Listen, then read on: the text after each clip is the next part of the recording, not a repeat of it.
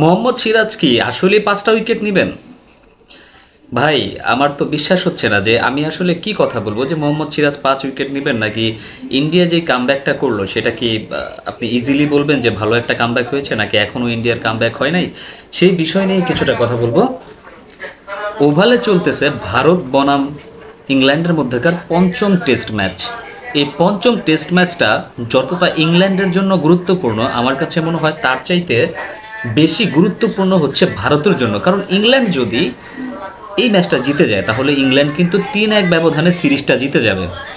অন্যদিকে ভারত যদি এটা হেরে যায় তাহলে তো ভারত হেরেই যাচ্ছে, আর যদি ভারত জিতে যায় অন্তত পক্ষে তারা 2-2 সমতা রাখতে পারবে। তো এইটা আমার কাছে মনে হয় যেন ইংল্যান্ড তো তাদের পজিশনটা সেভ করে নিছে, তার চাইতে বেশি জরুরি হচ্ছে ভারতের জন্য যাতে করে ভারত আপনার সমতায় আনতে পারে। দ্যাটস ওয়াই আসলে ভারতের জন্য বেশি ইম্পর্টেন্ট। আর এই কথাটা বলতেছি, দেখেন ভারতের ব্যাটিংয়ের কখন কি হয়ে যায় সেটা বলা যায় না। ভারতের এর আগের যে টেস্ট ম্যাচটা হয়েছিল, যে টেস্ট ম্যাচটা ভারত পিছনে থেকে কামব্যাক করছিল, সেইখানটাতে আপনার অতটা রান 311 রান পিছিয়ে থেকে ভারত কিন্তু সেই টেস্ট ম্যাচটা ড্র করতে সক্ষম হয়েছিল। যদিও সেইখানটায় 141 রানের একটা দারুণ ইনিংস খেলেছিল মাঝখানে এসে আপনার বেন স্টোকস, এবং 151 রানের কিন্তু একটা দারুণ ইনিংস খেলেছিলেন জো রুট। কিন্তু আপনার এখন কথা হচ্ছে গিয়ে ভারত যে ওভাল টেস্টের প্রথম ইনিংসে 224 রান অল আউট হয়ে গেল, সেটা কি আসলে 224 রানে অল আউট হওয়ার মতো একটা পিচ ছিল? এটা কি আপনার কাছে মনে হয়? দর্শক, আমার কাছে আসলে তেমনটা মনে হয় না। তবে হ্যাঁ, এইটা ঠিক বৃষ্টি বিঘ্নিত একটা ম্যাচ ছিল, যেই কারণে হয়তোবা ভারতের ব্যাটারদের বল বুঝতে সমস্যা হচ্ছিল, যেহেতু তারা টস হেরে আগে ব্যাটিং করেছে। দ্যাটস ওই সমস্যাটা হইতেই পারে। বাট একটা জিনিস আমার কাছে খুব বেশি আক্ষেপ লাগে, খুব বেশি বাজে লাগে, সেটা হচ্ছে শুভমান গিলের কেন এতটা তাড়াহুড়া থাকে। শুভমান গিল কেন তাড়াহুড়া করতে গিয়ে আউট হয়ে যান, আই ডোন্ট নো। এই সিরিজে কিন্তু শুভমান গিল আরও একবার রান আউটের শিকার হয়েছেন, দর্শক আপনাদের মনে আছে কি না? আবার গতকালকেও কিন্তু তিনি রান আউট হয়ে গেলেন। ভালো ব্যাটিং করছিলেন, প্রত্যেকেই ভালো ব্যাটিং করছিলেন, সেই যে গত ম্যাচের প্রথম ইনিংসের মতো প্রত্যেকেই কিন্তু রান করেছিলেন, বাট বড় ইনিংসটাকে তারা দাঁড় করাতে পারেন নাই। এই ম্যাচের প্রথম ইনিংসটাতেও কিন্তু সেম জিনিসটাই হয়েছে। আপনি শুভমান গিলের কথা ধরেন, 21 রান করে রান আউট হয়ে গেছে, কোনো কিছু করতে পারেন নাই। সাই সুদর্শনের কথা ধরেন, 38 রান করেছেন, ইনিংসটাকে বড় করতে পারেন নাই।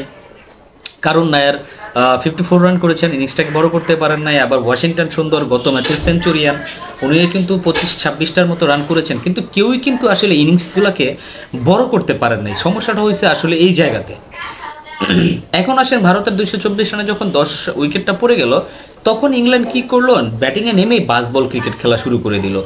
মানে একটা পর্যায়ে এরকম হয়েছে, বলের চাইতে রানের সংখ্যা প্রায় 16-17 বেশি। মানে কাইন্ড অফ তারা T20 ম্যাচ খেলছিল, মানে বাস বল, রিয়েল ক্রিকেট যেইটারে বলে।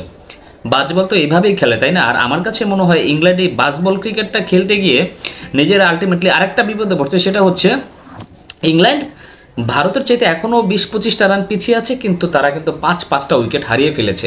এখন ব্যাটিং করছে হ্যারি ব্রুক যখন আমি ভিডিওটা করতেছি, এবং তার সাথে আছে জেমি স্মিথ।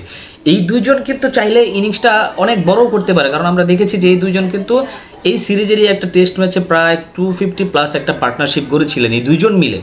তো ভুলে গেলে চলবে না, এই দুজনের যে ব্যাটিং করার সামর্থ্য, সেটা নিয়ে কিন্তু আসলে কারো ভিতরে সন্দেহ থাকলে হবে না। এই যে পর্যায়টা যাচ্ছে এখন এই টেস্ট ম্যাচটার, এইখানে এই দুইজনের উইকেটটাকে ভাই সবার আগে ভাঙতে হবে। আর মোহাম্মদ সিরাজের কথা বললাম, মোহাম্মদ সিরাজ কি আসলে 5 উইকেট নেবেন কিনা, মোহাম্মদ সিরাজ আসলে 5 উইকেট নেবেন কিনা সেটা আমি জানি না।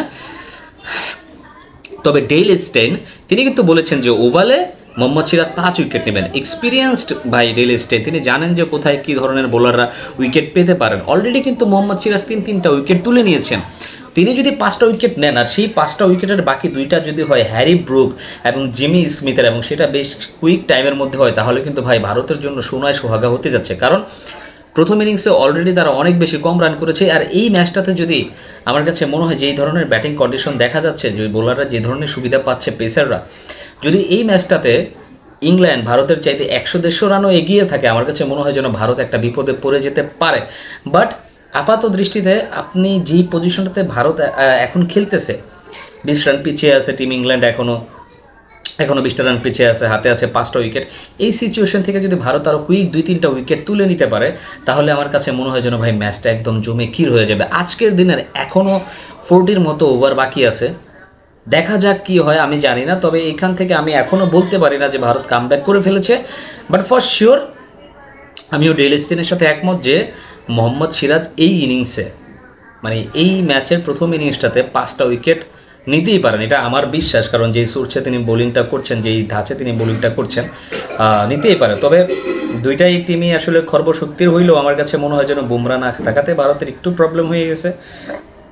অন্যদিকে বিপরীত টিমের অনেকেই নাই, স্টোকস নাই, তারপরে হচ্ছে আপনার আর্চার নাই, অনেকেই নাই। ওই টিমেরও 3-4 জন নাই, এই টিমেরও 2-3 জন, মানে সেম টু সেম টিম বলা যায়। তো এখন বিষয় হচ্ছে গিয়ে দর্শক, আপনারা আপনাদের মূল্যবান কমেন্টসগুলো এখানে জানাবেন যে ভারত কি এখনও সেভ হয়ে গেছে নাকি ভারত এখনও বিপদগ্রস্ত আছে, সেটা অবশ্যই কমেন্টস করে জানাবেন। সবাই ভালো থাকবেন, সুস্থ থাকবেন। আসসালামু আলাইকুম।